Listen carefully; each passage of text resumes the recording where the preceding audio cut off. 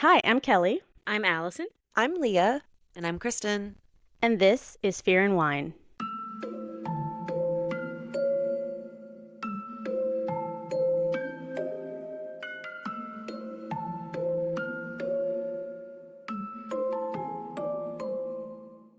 Hi, welcome to Fear and Wine. We are a podcast about horror TV shows, movies, and more. And we are finishing up our coverage of them, Season 2, The Scare. So we are going to do the penultimate episode today, which is episode 7.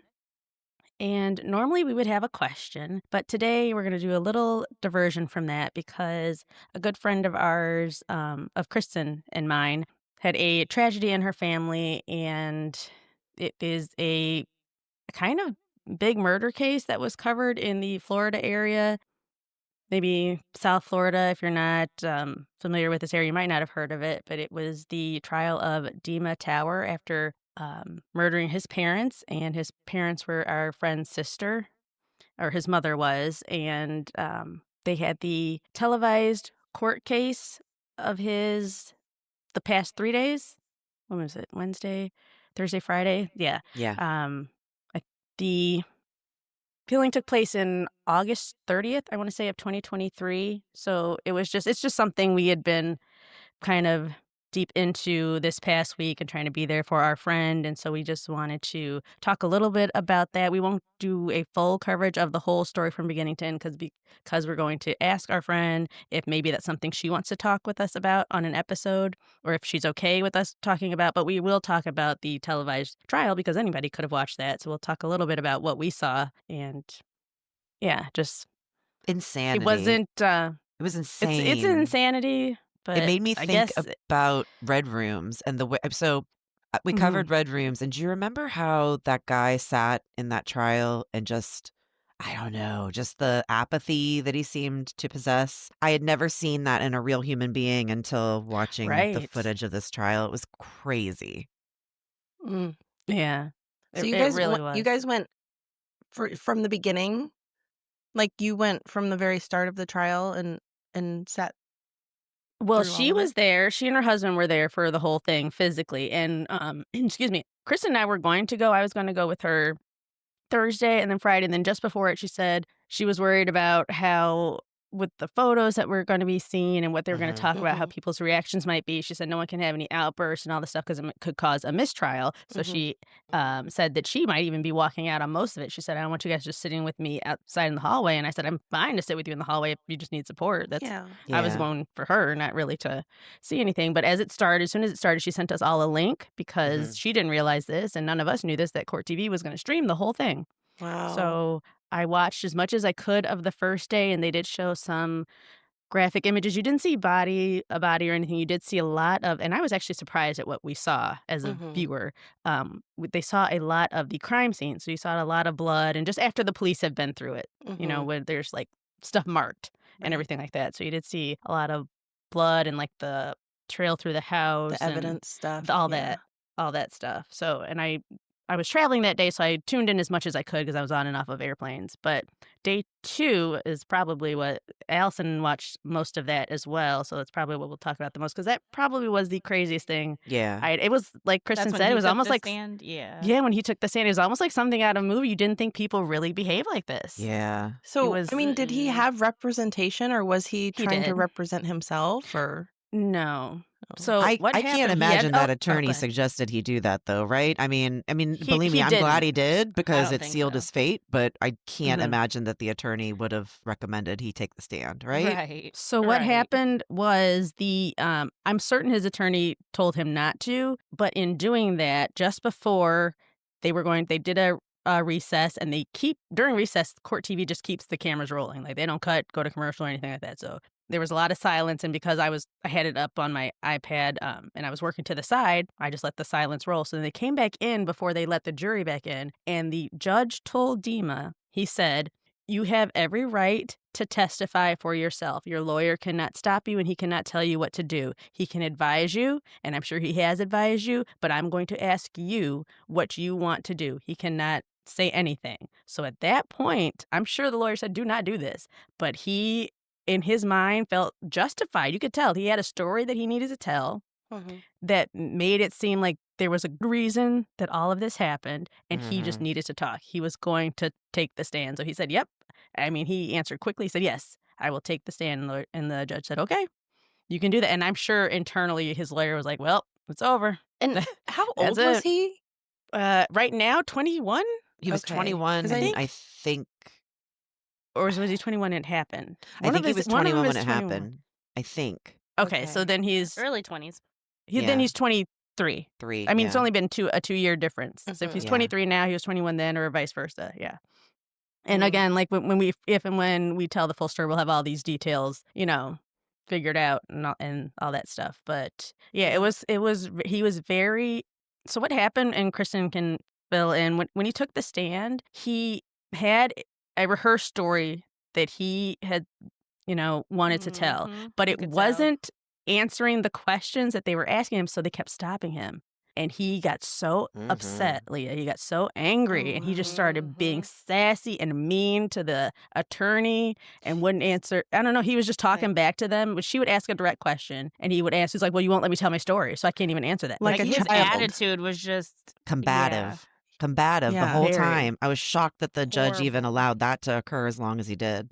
Me too. I was Yeah, too. they didn't I stop mean, him. maybe they Mm-mm. were trying to kinda let him Dig his own show the grave? I type mean, he of did. person he is, and Hmm. yeah, exactly. Mhm. Exactly. Because a Yeah. lot of times when you're testifying, they tell you, "Yes, no, don't elaborate," Yeah. and it sounds like he was trying to elaborate a little Yes. too much. It was really Um, I felt like watching sociopathic behavior play out because he had a narrative that for some reason he felt excused, stabbing 2 people to death, which is just crazy in and of itself to have that line of thinking, but he did. And when they mhm. didn't let him do that, he threw tantrum. It was crazy. It was crazy.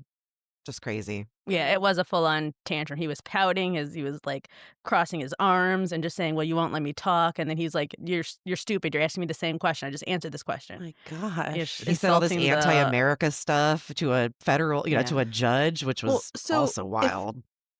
if I'm remembering correctly, he was adopted from Mhm. the Ukraine. from the Ukraine, okay, Mhm. because I don't fully know the whole story, but I do remember when this happened, like, reading a little bit about it. Wow. Yes. But so, I mean, the trial was start to finish, it was 3 days? Yeah. Wow. That jury came back That fast seems so Mhm. quick. on the last day, so they did like I said, a lot of the evidence, and they interviewed a lot of the police on day 1. Mhm. Day 2, it was a little more police, and then, like, the people who interrogated him, and then he took the stand, and he pretty much wrapped up day 2 Mhm. with his antics, and then day 3 was closing arguments, and they sent the jury out after I listened to most of the closing arguments, I think Kristen did too, and Mhm. then they sent the jury out, and 2 hours later, they came back with the verdict, and Wow. it went the best it could go. He got 2 consecutive life sentences with no possibility of parole. 'Cause Wow. it wasn't up for debate whether he did it or not. It was either first degree or manslaughter. Right, That's I what they think were. that's Okay. probably Mhm, what helped speed it along Mhm. was, mhm, like, they knew it was cut and dry who did it. It Mhm. was right. just It it was was Which premeditation or charge? not, Yeah. Mhm. Yeah. which charge, Mm. yeah. So And he did you got watch the the worst of the sentencing 2. part too, Kelly? And when they actually No, gave I the missed that family part. Okay, so after the jury came back with the verdict, then they sent the jury away, and then that was when the family was able to give their like Their personal statements, that's right. statements. Yeah. Mhm. So I got to watch Oh. that, and then at the end, the very, very end, right before he was about to sentence him, the judge asked Dima again if he wanted to say something. And he made it very clear to him this can only be an apology showing remorse. This is not an opportunity for you to tell your story that you didn't get to whatever. So he said, okay, I understand. I understand. And he took the stand again and proceeded to try to tell some story. He showed zero Mhm. remorse. And the judge then had to take him back off the stand. He apologized to the family Hmm. for subjecting them to that at all. And then he sentenced and called him evil. He called him evil in the sentencing. Wow, Oh, he Mhm. good. did? Yeah. And the judge quoted our friend a couple times of her witness statement because he said, someone mentioned that it's our duty to protect society now from this danger. And, forgiveness doesn't equal oh God, what was there was a wonderful line that she wrote that said something about forgiveness doesn't take away danger or something like that, because she did feel that her sister Yeah. would have forgiven him for this, even as crazy as it is. Mm. But Yeah, that she he was sent still a us a danger. copy of her Hmm. statement that she read. So I didn't hear her read it, but I read what she wrote, and it was like, just Mm. it was a beautiful, The lawyer read message. hers. She wasn't able, she Okay. just didn't feel she was Yeah. going to be able to say the things in her statement. So the lawyer Understandable. read Yeah. hers. But his mom took the stand at that point, and it was very, Rob's mom, which was Dima's adoptive Our father. And it was the father, just yeah. heartbreaking. I mean, you can imagine a mother being up there talking about her child Mm-hmm. Mhm. being lost that way. So the whole thing was just nobody won, everybody No. lost. Sure. And it's just super sad all the way around. But Well, I'm just justice was glad for them served. that it's over, Hmm. and I'm sure that this was not something they were looking forward to sitting through. So Mm-hmm. I'm really Life glad that Yeah, it without went parole, pretty and they don't 2 have quickly. to consecutive. yeah, they don't have to worry about the parole and showing back up every Mhm. few years to Hmm. do that stuff, so You said it wasn't premeditated, is what they it came they with came No, it what? back with it was. was, It that's why It he was. was. got Okay. mhm. Okay. Yeah. That's why he got first degree. So that's the difference. If it for first degree, they have to prove premeditation. For manslaughter, it's kind of a crime of passion, Okay. like premeditation. And he had plenty of evidence to show that he had planned on doing this for a few Well, days. because in his when he was took the stand and doing his part, he kept saying that he wasn't in his right state of mind. Was he trying to claim insanity? Yeah, Yeah, he was even trying to though that that was the wasn't. wildest Okay. part. Yeah. It wasn't up Yeah. for debate, and that's something you have to, by the way, plea in at the beginning. Like, when you're Yeah, the doing, judge "I wasn't plead having it. guilty, not guilty." Yeah. Like, he just Right, started Mhm. right. peppering in, Okay. "I was Okay. insane." He said, "Momentary Yeah. insanity." He's like, "You can't just randomly throw that in." Like, it's just it's not just like, "Oh, let's read," you I can't just mean, Yeah. pepper that in. do you know if in the past that they had any like problems as Oh, far as yeah. like him being violent with them Oh, and yeah. stuff? Yeah. Mhm. Yes. He had They been have and the police they had did been have him called. sorry. Mm. Oh, go ahead. They did Sorry. have him psychologically tested, we were told, Oh. so there was no chance at insanity, like, when I think they might have tried that at the beginning, but they had him Oh, tested and evaluated, and he was fine. I There didn't Mhm. was realize yeah, that. Okay. so they couldn't that wasn't even on the table for him to just shout out like that, but yes, like Kristen said, he had a history of violent behavior Violence. in Yeah, the he past got and expelled just from and school for hurting kids in younger grades from it. Like he was a Really? bad seed. Oh, mhm, yeah. That's mm, scary. Yeah. That's really scary. Oh, yeah, and he was wow. tried to claim Yeah. stuff like, "Well, these weren't my parents, they didn't treat me like good parents did, they did everything for this kid." Everything. These are, Above and you beyond. know above and Mhm. beyond, Seriously. yeah, and So, even the attorney asked, "Well, didn't they buy you a car? Didn't they give you this and that?" And he just wouldn't answer. No, he kept mhm. saying, "I don't understand the question," and that's the part where I was like, What? These are Like simple Yeah. this is questions." yes or What no. did Yeah. Right. right. Yeah.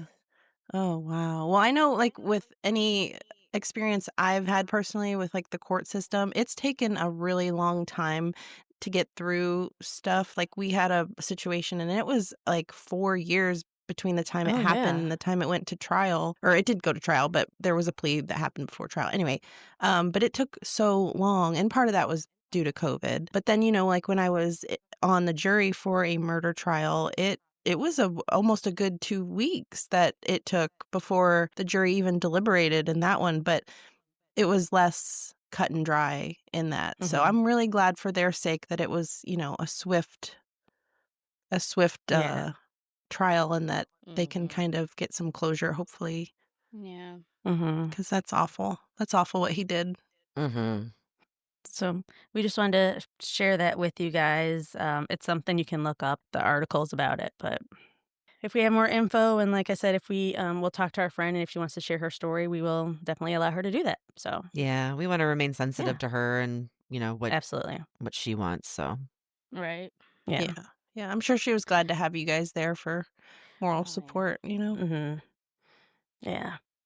Alright, but we will carry on with our coverage of them, and we are on Them Season 2, The Scare, Episode 7, and this is the penultimate episode, and it is called One of Us is Gonna Die Tonight. This one Oh. is kind of this one's wild. The Mhm. It's all penultimate over the place. episodes, we've talked about this before, they always seem to go off the rails or Mhm. something along those lines, but Right. Yes. sometimes it's fun, so I'm okay with it. I mean, it's fun, but it is the last two are off the rails. Like Kristen's is my favorite of the whole season.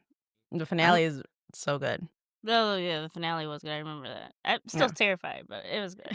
I'm kind of sad that we're to the end already. I really, really enjoyed this series, especially the second season. Mm-hmm. So I'm a good so one, sad there yeah. isn't a season 3, and I did tons of know. searching because I really wanted to see if something at least was in the works, and I could find nothing. So then I think Leah saw I did put a plea out to Really? oh yes, Lil Marvin and Deborah or Someone's that got to write it. yes, They we have need to, season yeah. 3. Like I need the last feels like I it's feel like it would be the time last for it. installment. Mm-hmm. Yeah, Mhm. but it Listen, if feels American Horror Story can keep getting seasons after Right? seasons, this show needs to keep you're getting right. seasons. Thank for you. You're real. right. Because American Horror Story has had their last installment like 6-7 seasons ago. I Yeah. was like, oh, we're wrapping it up with the 7. yeah. Right. They just keep bringing it back. What'd she say? Oh, Leah. We just got an organic 6-7 out of you, Yeah, Kelly. we did. What is that? We did. I don't think she realized she did it, but we did. I don't know what it means. Is I'm what I'm. dying. know- Oh my okay. god, that's so good. When you watch So when you catch the up on kid- South Park. Oh. Did they touched on that on South Park, didn't They they? did a Yeah. whole episode. Yeah. Oh, okay. I'm still behind on that. It's a thing Yeah, I the have kids no- are doing these days. Oh. Yeah. I had no idea 6-7 was a thing. All Yeah. right. It really doesn't mean a thing, but It doesn't. Seven. Just try not to Seven. say it out in public, because then you're gonna probably just Yeah. hear that echoing around the mall as you said yeah. it. The other Oh, night, wow. my mom was telling a story. I went to a little family gathering for my cousin's birthday, and my mom was telling a story about me when I was younger. And she said she was maybe 6, 7. My daughter looked at me and was like, and I was like, yeah, I heard it too. I'm on board now. I think it's hilarious now. So I'm Ruby. It is. It's funny, but if you lean into it, the kids really hate that. So Oh, for sure. Oh, yeah. then I'm definitely gonna lean into Yeah. it for sure. Lean hard into it, so Yeah. maybe it'll go away. I mean, I love ruining anytime- stuff for kids. Anytime there's a 6 and a 7 anywhere in the vicinity, my daughter's like, "Whoa, look at the speed on your car, 6, 7," and I'm just like, "Oh my god." Oh, now I'm dying to know what it means. It means literally means nothing. nothing. Yeah, it's just it was something they did If you to Google make it, the you're not gonna adults find anything. ask what Yeah. it meant, and so that's what they find so funny about it. It's Yeah. Mhm. it's ridiculous. But it's to the point really, where but it's teachers are funny. having to tell these kids like they're not allowed to say it in class anymore. Yeah. Like my daughter, she said, "Our teacher said if we say 6, 7 in class that we have to write a report." I was like, "Okay."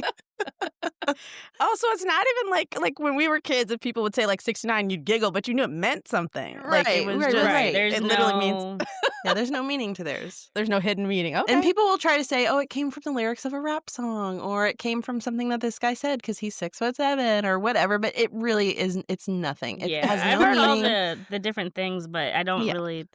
It's It's just a just- thing it's that caught Some of on, the kids are and doing. it's Okay. stupid, but it's fun. Listen, I try to stay out of the kids' business, but I get it. yeah. There's nothing good going on there.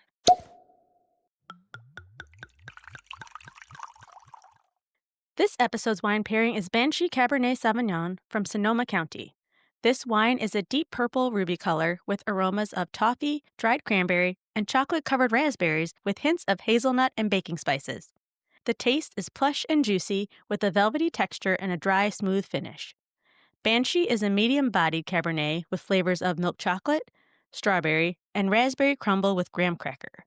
Pair this wine with burgers, lamb, short ribs, and hearty pasta dishes. Enjoy! For more information about us and all of the wines that we feature, visit our website at fearandwine.com. And make sure you follow Fear and Wine wherever you listen to podcasts so that you don't miss a new episode. And if you like us, please leave us a 5-star rating and review. Thanks! The episode begins on a dark and stormy night, and we are with Athena, and she's walking down into her dark basement with Kel's band uniform, and it has bloodstains on it from, remember, he was attacked the last episode during a performance. And she's going to put it in the washing machine to clean it. So she starts the washing machine, but she doesn't close the lid so that she's staring down into the machine, just watching the agitator do its thing. Mine won't And- even move if my lid's open.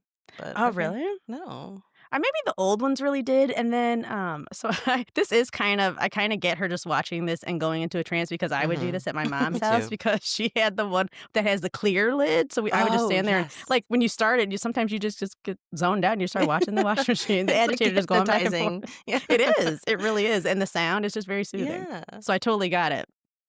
And so she's just stares at that, and then she sees the colors in the washing machine just get darker and darker, like there's blood. Now, there wasn't this much blood on Calvin's uniform to make this water this red, so you can tell this is in her head. And then there's a quick cut to a pot of tomato soup boiling on the stove. So that water in the washing machine just becomes this soup. Ooh, that's gonna ruin tomato soup for me. I know, but it looks really good, actually, this tomato soup when you went to the... I thought it was spaghetti sauce at first, and I was like, oh, no, that's tomato soup, yeah. Oh, okay. So she's cooking soup, and she's listening to the news on the radio, and they're talking about her daughter being arrested for the mysterious death of Benito Alvarez, and that's the kid who died in the back of her car while she was taking him to the hospital. Yep. The person on the radio mentions that in light of the Rodney King beating, there is a huge public concern about the abuse of power within the police department and a lack of accountability. So 90s not too much different from today, I suppose, in that regard. Upstairs in Kel's room, Dawn is sitting with him and cuddling him because he keeps shaking, and he says he still feels cold after his attack from Edmund in that Raggedy Ann monster form. Oh my gosh, could you imagine? I would be scared forever. I know. That picture, he was so creepy looking. Yeah, you couldn't get over that, even if No. you thought it was in your head. Right. And so, yeah, and he's trying to talk about what happened and what he saw, but he has trouble explaining it because no one else saw it, and he does think he's crazy. He's wondering, was it even real? Dawn assures him that he is not going crazy, and Kel is scared that the monster might come back and attack him again. Dawn tells him that she won't let that happen. And as Athena is making a tray of food to take up to Kel, Dawn gets a call from Corey, which is Kel's father, and he's checking on her and him because he heard about what's going on with her in the news. So wait, she was arrested, but she's Well, back home? No, she wasn't arrested. She was dismissed from... Oh. I think she was taken in. I think when They Kristen talked about questioned she her. was Yeah, they questioned taken her, in and but they can't questioned, but prove it then... yet. Oh. Yeah. So Oh, they I just... see. She can't Gotcha. work. Gotcha. Yeah, she can't go back in and She's work. like on She's like leave on or whatever. administrative Yeah. leave. Yeah. Okay. Yeah. So she's just telling Corey, how, they're not doing great. And he says that he wants to come over and help out. So he's going to come over and be with them. And then some static starts to come over the phone and they lose the connection. And at this moment, Athena creepily arrives to Kel's room and offers him the food. And Kel is trying to sleep and he tells her, just leave the food. I don't want it right now. And Athena keeps pushing and tells him, come on, get up. You got to eat your soup. And Kel doesn't get up. And then the next voice he hears, which should be his grandmother's, is instead this super deep demonic voice that says, it'll warm your bones. Ew. And then when the camera pans back up from Kelvin's face in bed, we'll see in the doorway where Athena should be the large Edmund Raggedy Ann monster. He's back. Oh my god. He's That back, voice yeah. is so like it. scary. It's so, yeah. Why are demonic voices are always freaky? Oh, yeah. Like, Yes. especially when it comes out of nowhere or like out of a person that you recognize. Yeah. I mean, I say this like it's happened to me, but I mean, in a movie, it's like, a character that you recognize, and all of a sudden they have like a demonic voice. That is terrifying. That will always scare me. I know. And I love I love that we've decided, I don't know if, and maybe people really have heard demons, but we've decided it's this deep voice. What if it's like this really high pitched, annoying thing in real life? You're like, whoa, that's a demon? Like, hey, It girl. sounds like a changed The Care Bear. Exorcist Like, for whoa. me. Yeah. Right. It's like, oh, I see. This is just annoying more than anything. Right. Okay. That's great. So the lighting in Kelvin's room turns red. So when the lights turn red, that's a sign that this guy's showing up or he's nearby. That's kind of the trope that goes with him.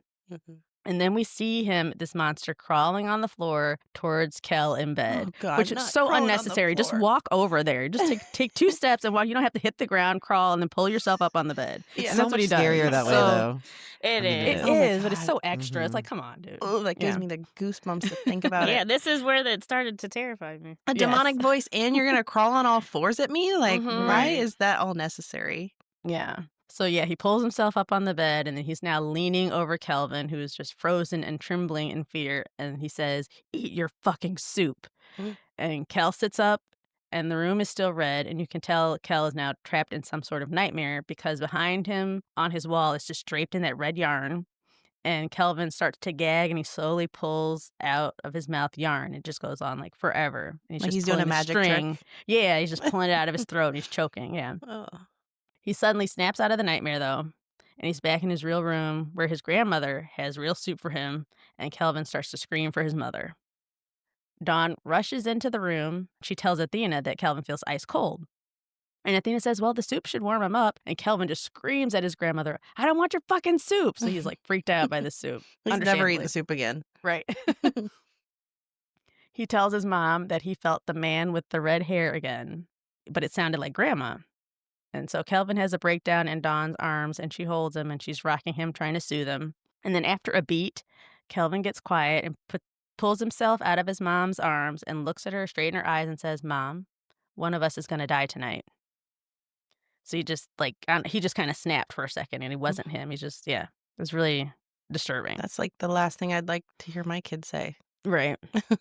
The next scene, we're back in the basement laundry room with Athena, and she is putting a blanket in the dryer to warm up for Kelvin. And we see behind her on the floor is one of those little Raggedy Andy dolls that Edmund has and that she threw away at the toy store.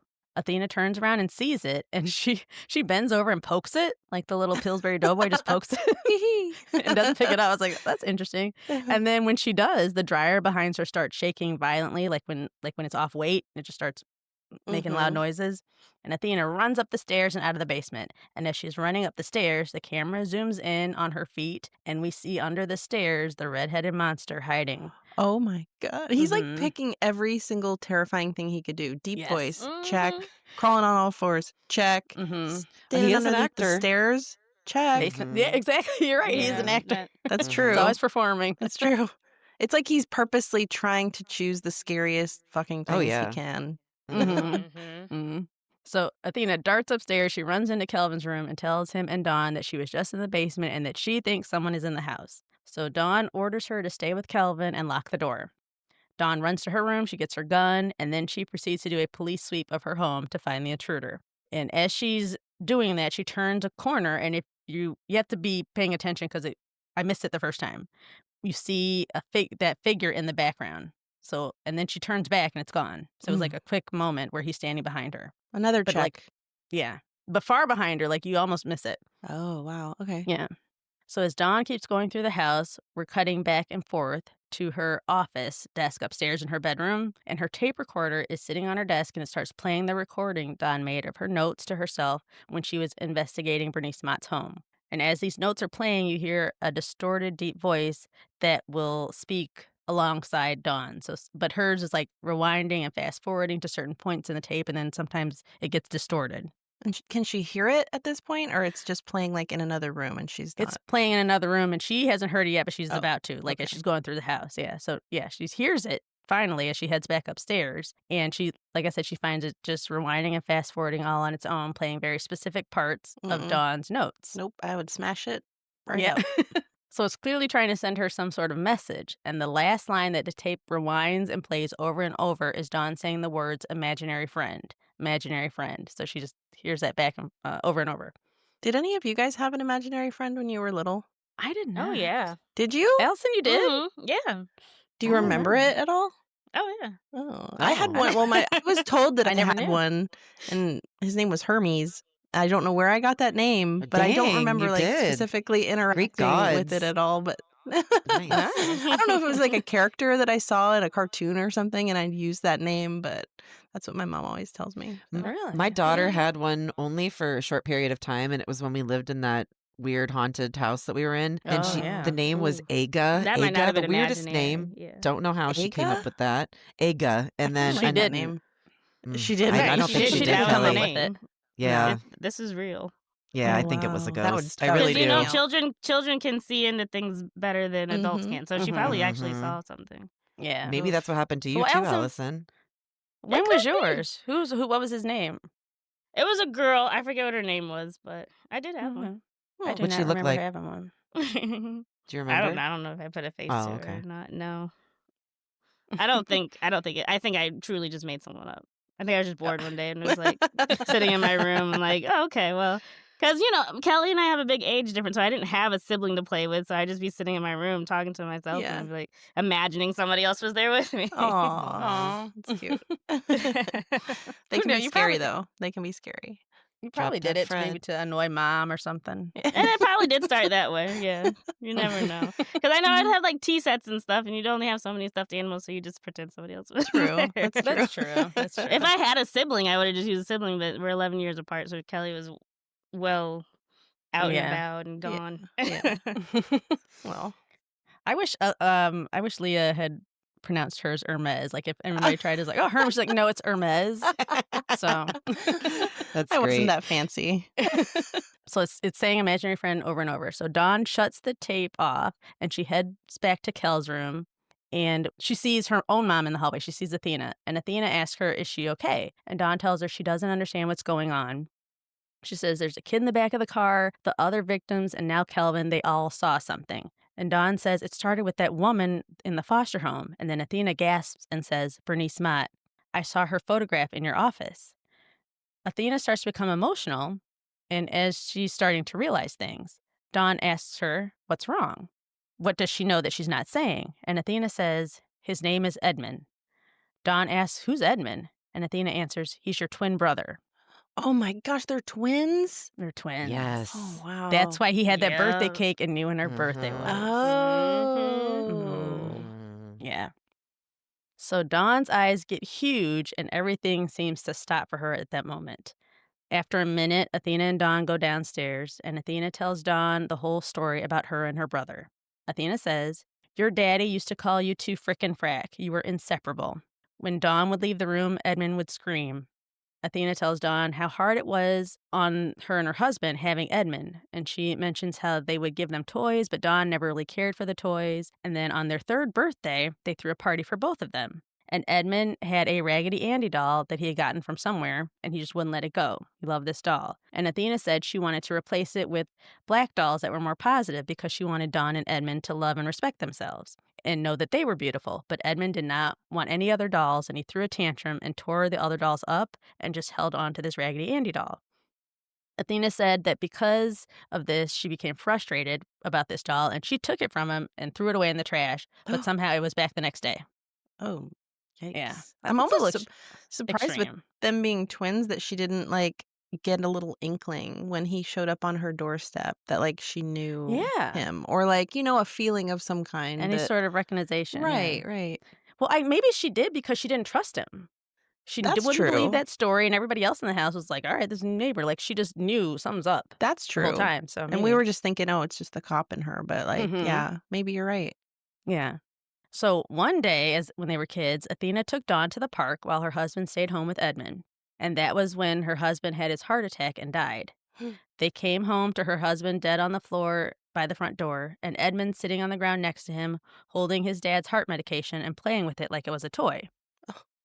Athena says she tried not to be angry with Edmund, but from then on, when she looked at him, that's all she could see. And she says Edmund became harder and harder to handle, and she had no help. She was alone. And she said, I could never give you up to Dawn. She's like, she could never give Dawn up, but she could just no longer handle Edmund. So she returned him to the foster home with Bernice Mott. Oh, that's so sad. So Like, I sad. could never give you up, but that one over there, Yeah, Right? that's basically what she said. She's like, you were cool. I'm But I looking for the couldn't- receipt as we speak. Right. Yeah. So Athena's in tears with guilt at what she did, and she tells Dawn that when Edmund left, Dawn started screaming and crying for him and wanting him Oh. back. So Athena started to tell Dawn that her brother Edmund was never real and he was her imaginary friend. Oh my God. That's a Because remember, very they're three. interesting way to handle it.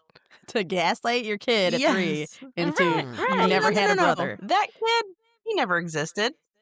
Yeah. What? That's Wild. insane. hmm Later, Dawn is in her room and she calls Detective Diaz and asks him to help her get some information from Bernice Mott's file.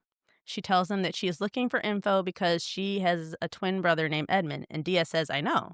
He said, that's what I was trying to tell you when we met together at the diner, and I suggested that this was too personal to you. So he thought that whole time she knew, when he's like, maybe that you're too close to this. She had no idea what he was talking about Oh. at that moment. Yeah, she was just so hungover that she's like, whatever. Mm-hmm. So Dawn asks Diaz if he has an address for Edmund, and Diaz tells her, all I can tell you is where he's buried. He died 2 years ago, which was 1989, remember? So if 91, and they met in 89 at that birthday, I mean, when he brought over the cake. Mm-hmm. So he died that year. So we're thinking he died probably shortly after he met up with his sister. The scene fades out, and it's later at night, and Dawn goes into Kelvin's room to check on him. She sees he's asleep, and so she pulls the covers over him and goes to leave. But before she leaves his room, Kelvin sits up and says, Mom, can I ask you a question? And she's like, sure. And he says, did you enjoy fucking him? Dawn is very confused and says, "What?"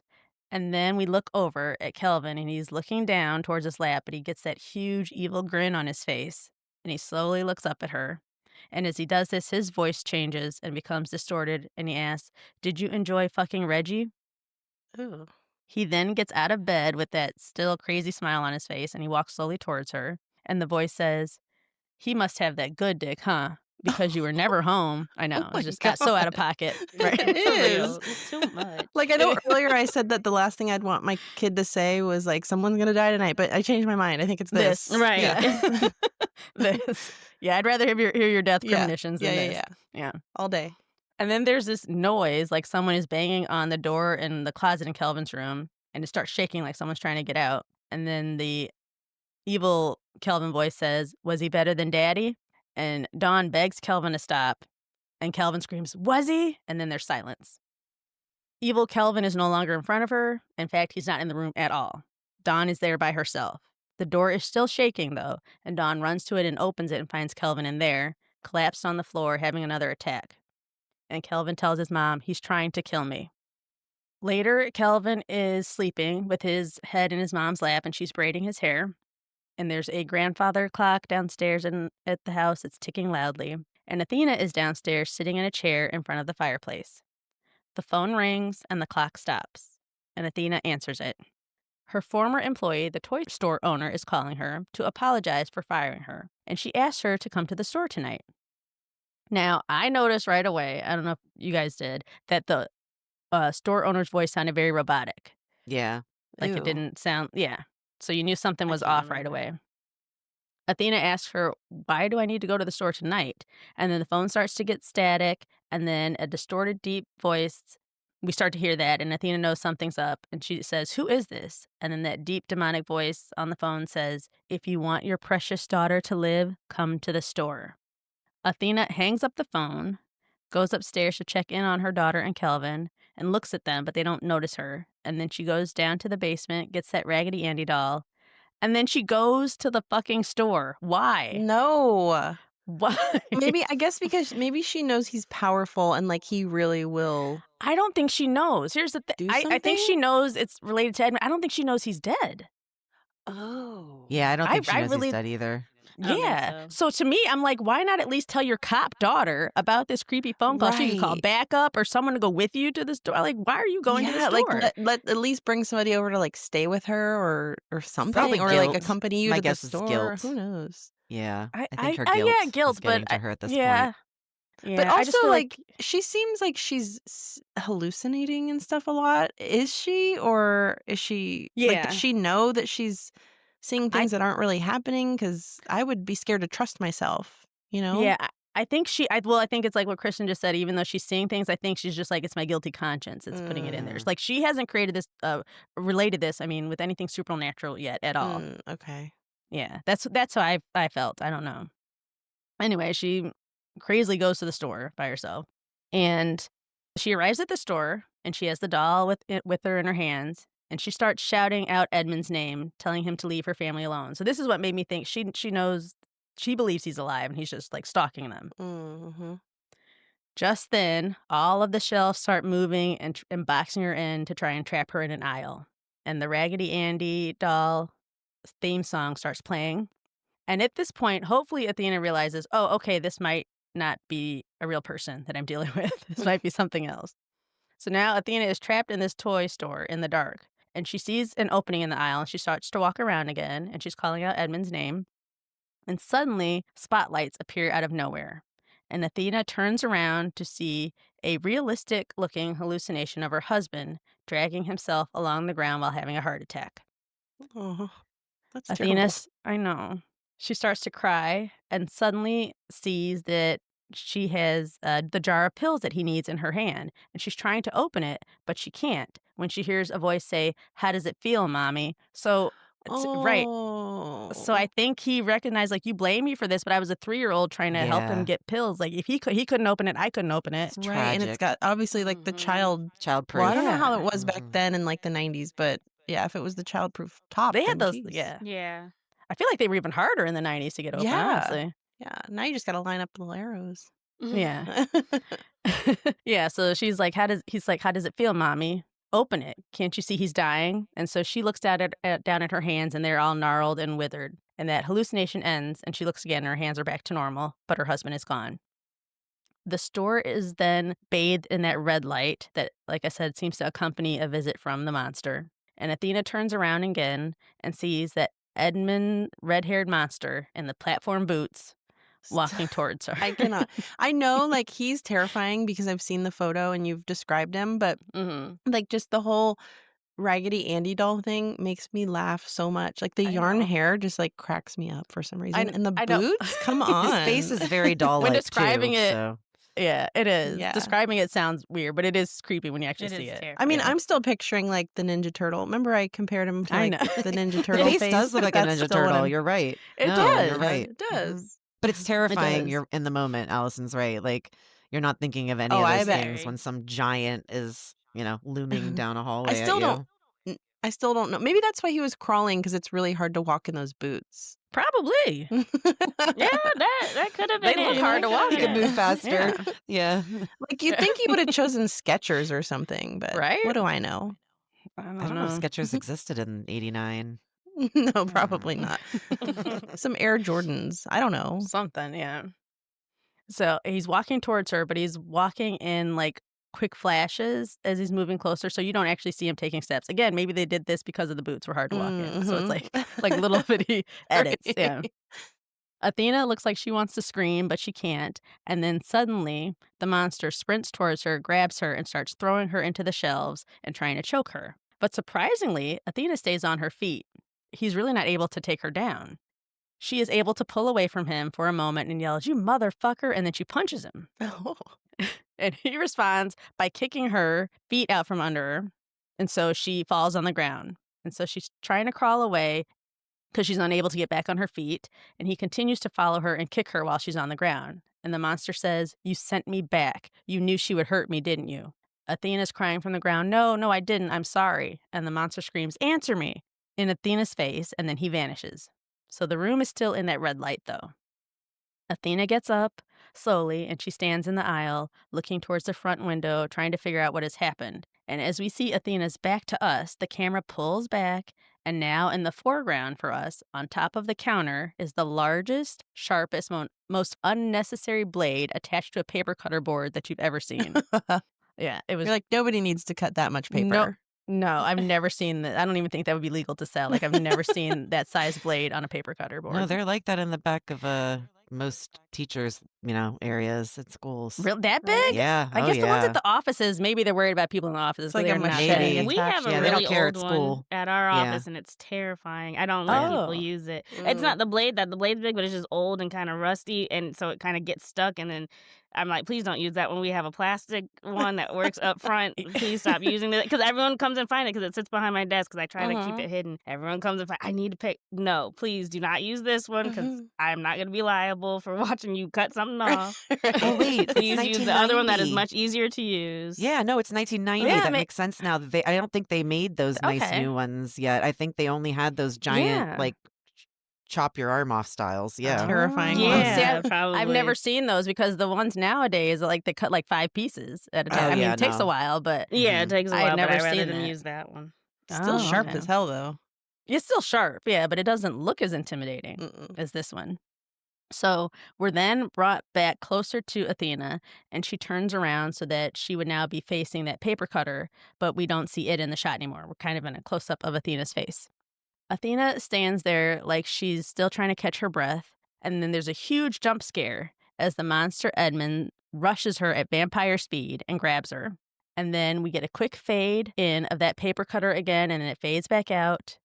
And the next thing we see from here on is from behind Athena. So we're watching her back, and we see her as she's walking, and she's kind of stumbling down the aisle trying to hold herself up. And then she suddenly collapses to the floor and falls on her knees.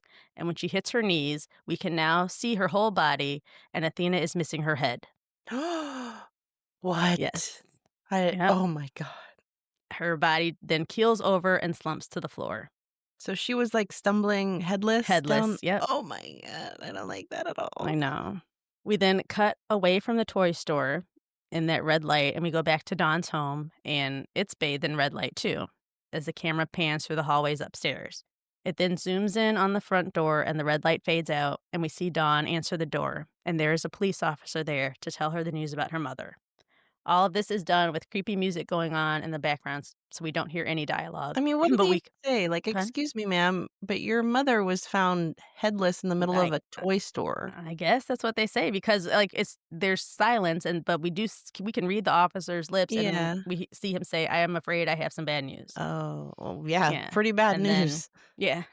So then it cuts to Dawn and Kelvin in the car driving to the crime scene as the music continues, still no dialogue, and you can see that, like, Kelvin's kinda yelling, "Mom, what's going on?" to him, to her, but we can't hear his voice. Mhm. They arrive at the scene, and Dawn pushes her way past several cops who try to stop her from seeing her mom's body, but she makes it to the store anyway. She looks in the front window, and she sees her mother's head propped up on the floor in the aisle.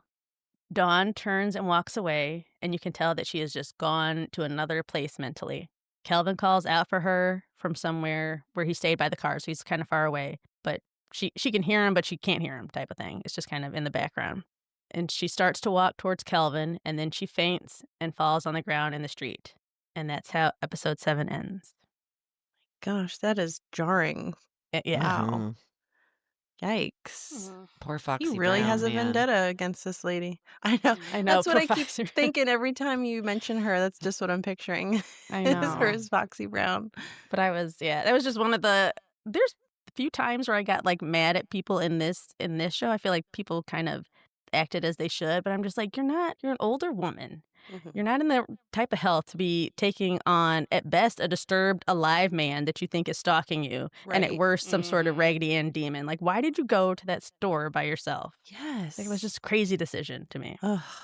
But Yeah. Kristen's right. It might have been just the guilt. She thought she was gonna fix something, or I don't Mhm. know. I mean, what she think they can hug it out? Like, I he's don't clearly know. disturbed. Like, I don't we could know. do that somewhere else, not the Well, middle of a she didn't protect toy Edmund, store. so I think at that point she wanted to protect Dawn, and so, you know, Yeah. Mhm. Yeah. that's my best guess. She Yeah. ended up headless, so I know. It that is a was a wild bad episode, though. decision. That ending is wild. Yeah. It is. That was a disturbing scene, but the next one's so good, the ending. Oh my gosh. It Oh. Yeah. really is. Any other questions about this one? No, I don't think so. So you're kind of understanding, like, the timeline, so we now know that they're twins. They Yep. met in 89. He died in 89, so all that happened. Dawn does not understand that that's the man she met yet. Yep. So, Yep. okay. And also, the part where he said, "You sent me back because you knew she would hurt me," I'm assuming he's talking about back to the foster home where Mhm. Bernice was the Bernice. was the the parent. Yeah, so Athena knew that they came from an abusive foster home. And so Mhm. when he said, "You sent me Mhm. back," you knew she's like, "No, no, I didn't." She didn't know because she even kind of told Dawn that before, that Yeah, Right. she knew. how bad she felt. She knew. That's so sad. That's so Yeah. sad. And if he really was, like a little child and he was trying to help the dad, whatever, well, he still was bad after that. But was it because she resented him and she probably like showed him that? Like he probably noticed, obviously, that she resented him. And that's maybe why he acted out, you know? You mean Like Athena?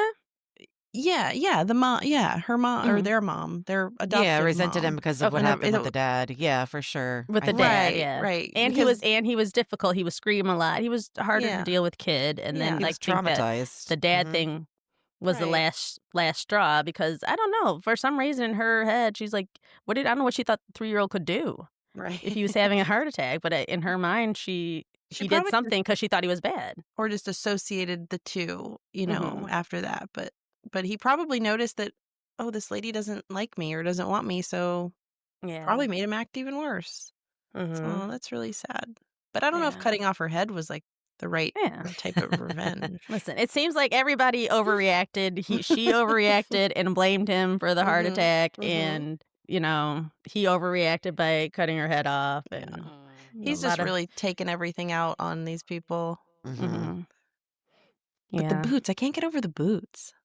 yeah. The boots are a choice. Those are a choice. I'm picturing, So like, do you know the meme of, like, Sexy Patrick from SpongeBob? No. where he's got fishnets and like knee-high, thigh-high boots Yeah. on. That's just what I'm picturing. They're less I'll stiletto have to and look more that one up. platform, though, I think. Yeah. Okay, all Yeah. right, okay. Yeah. That's They're more like funny. club I'm gonna have kid to see a boots, picture you know, of like the these. club kids Got where it. they've got the Yeah. super Yes, tall. yes. Yeah.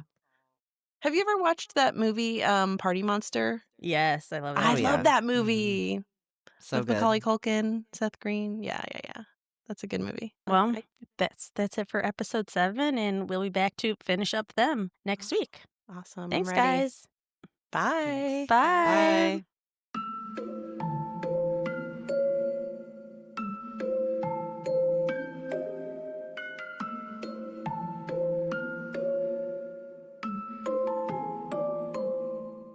For more information about our episodes, follow us on Instagram at Fear and Wine Pod. And if you have a fun discussion question that you'd like for us to answer on the podcast, send it to us at fearandwinepod@gmail.com.